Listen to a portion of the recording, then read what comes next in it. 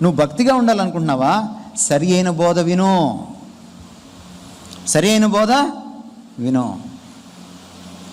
జాగ్రత్త. Christian channels తోటి, YouTube channels తోటి జాగ్రత్త. 100 ప్రసంగాల్లో 10 బాగుంటాయి, ఆ 10 కూడా బాగుంటాయి లేదు నేను సరిగా చెప్పలేను.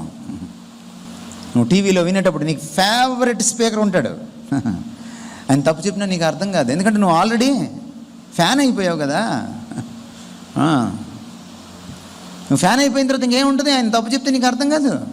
అమ్మా అన్న చెప్పాడు, వాక్యం చెప్పింది కాదు, అమ్మా అన్న చెప్పాడు. అన్న బూతులు మాట్లాడినా, ఏంటన్నా అన్న అంత మంచి వాక్యం చెప్తుంటే ఆ ఒక్క పాయింట్ పట్టుకుంటావు ఏంటన్నా నువ్వు? అన్న దరిద్రమైన లాంగ్వేజ్ అన్న వాడని, అన్న ఏమైనా చెప్పని, అన్న పళ్ళు కొరకని, నీకు అన్న అంటే ఇష్టం కదా, అందుకని నీకు బాగుంటుంది.